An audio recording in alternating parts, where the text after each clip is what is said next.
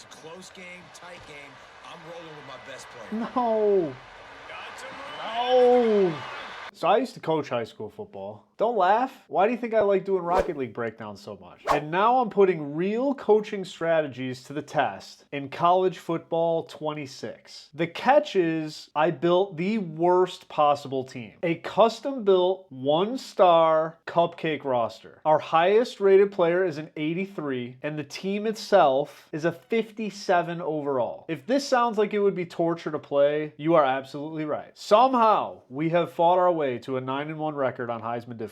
But our biggest test came this week, a road game against Auburn. Could we utilize real football knowledge to help go into enemy territory and pull out the upset? We are going to need a solid game plan if we're going to do this, so we got to get scouting. As I look at the Auburn team, I notice a few things that stick out to me. One is that they have two great receivers. This is going to be a big problem for me because my secondary is hot garbage. We're going to have to plan around this. Defensively, I noticed that their right side is a little bit weaker than their left side. Their corner group is much stronger than their linebacker group, and they run a 3-3-5 defense. This is probably the most important pieces of information, and it's going to define our entire offensive attack. So let's dive into this a little bit deeper. Say I run a 4 wide receiver formation on offense. Typically on defense, it's common to match personnel, meaning you would have 4 corners on the field to match my speed. However, we're going to turn this idea on its head and use it to our advantage against Auburn. I can choose to play in base personnel or heavy formations, meaning I'll never have more than 2 receivers on the field at a time. Auburn has a few responses to this, neither of which are good for them. One is they can choose to play just 2 corners, matching personnel, but leaving impact players from their secondary on the sideline. Some of their better players won't even see the field, and some of their weaker players at linebacker can be exploited in the passing game since they aren't good in coverage. Or 2, they can choose to leave their stronger corners on the field, but since they're smaller in size, it will give me a physical advantage in the running game. The opposite of this is also true, by the way. If they had really strong linebackers and a really bad secondary, I could choose to run a game plan that spreads them out with 4 or 5 wide receivers. This either forces more corners on the field or it gives me a speed advantage in the passing game. Because we know we'll be using base personnel most of the game, we need a variety of ways to attack them so we can gain a numbers advantage in the running game and keep them on their toes. Let me show you how this works on the chalkboard. We know that they are in a 3-3-5 defense. If I play a balanced formation, it's easy for them to know how to line up. They just do their normal stuff. Where it gets a little bit tricky is when I start moving people around. So what do they do in this situation? You might think the answer is simple, just bring the corner over here. Okay then, what do you do in this situation? Maybe you just bring this guy over. But what happens if he's here? What happens if he moves here?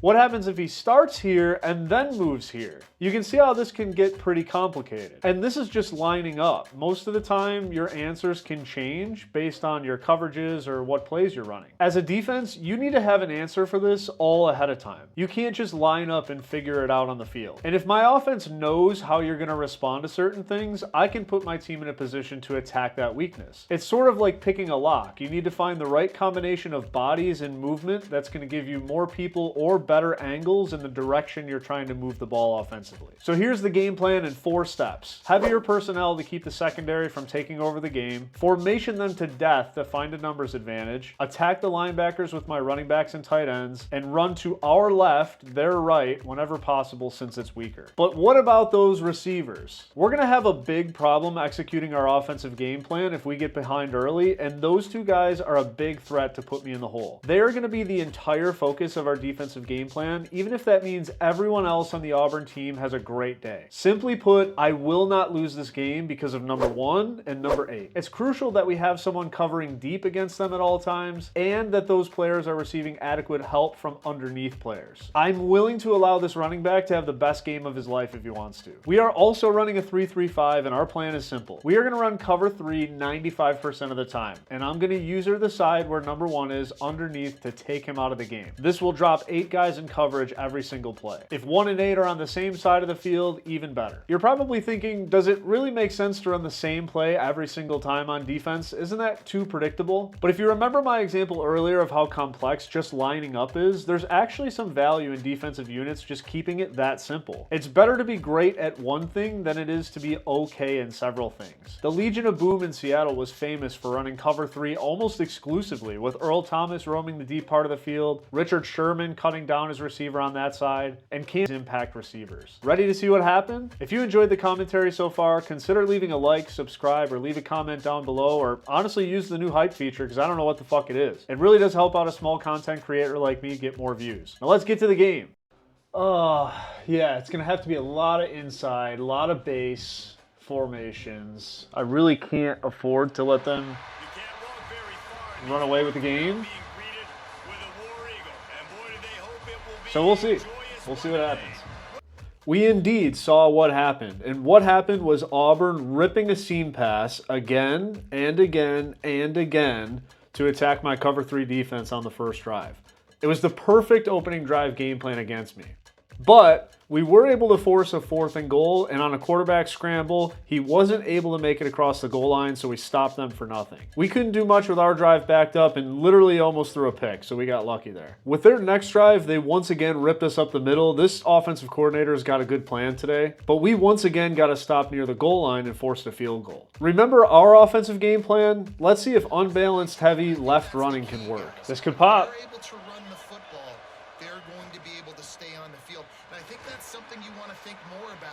This could pop. This could pop, baby. Let's go. Let's go. I'm telling you. I'm telling you.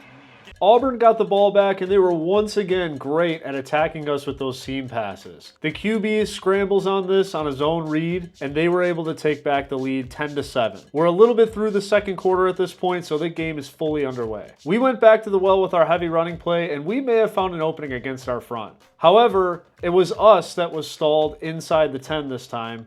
They forced us to kick a field goal, and of course, we missed it.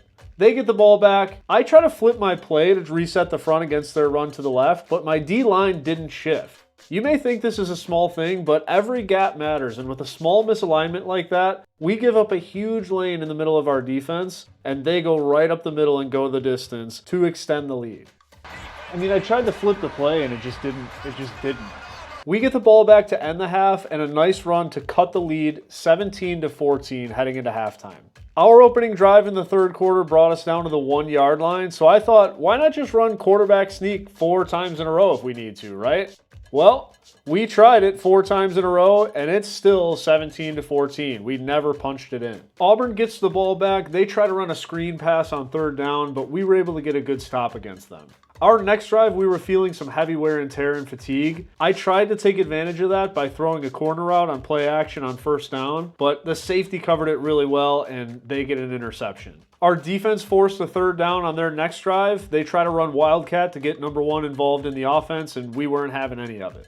I come back to this unbalanced heavy concept, and Auburn surprisingly just has no real answer for this. We end up popping another huge run, and at this point I'm starting to think this play is going to be undefended the rest of the way. But Auburn comes back swinging with this nice spacing concept to get me to pick on both their impact players and get a good 1st down. This time it was 3rd and 9, and they want to uncork a deep ball to number 8. My heart is in my throat as this ball's in the air, but he doesn't come down with it. On our drive, 3rd and 8, would have been a tough catch over the middle, but he didn't come down with that one either, so we're punting again. 2nd and 9 for them. The quarterback has some time. He's able to find a receiver on the sideline who gets away from the corner and goes all the way to take back the lead 24-21. We get a clutch 3rd and 8 to keep our drive alive, and we're moving the ball once again. We go back to our heavy, unbalanced left run, and we once again take the lead 28-24. Number 1 on Auburn was quiet all game until... No, that was me! That was me, I let it happen. 1:26 to go in the 4th quarter. They continue with another huge throw and huge gain. They're moving down the field once again. 3rd and 8, this crosser right in front of my guy. No way he makes the catch. And then this. I guess you could say, and let him throw this team to victory. It's a close game, tight game. I'm rolling with my best player. No. No.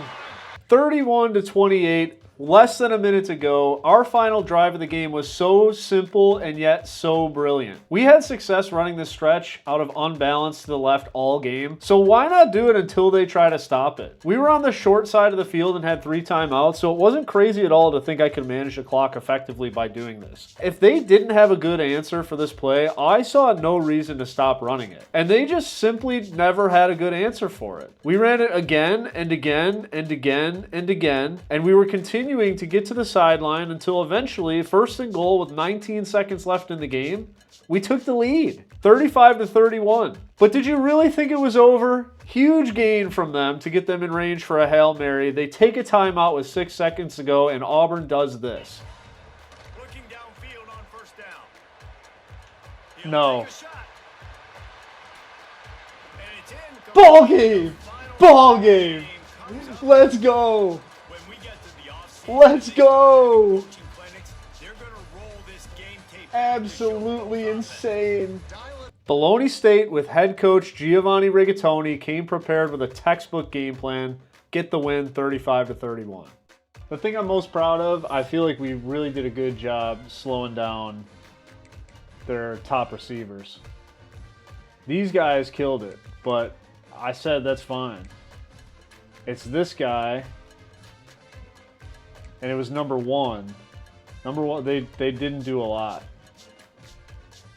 And I think that decided the game.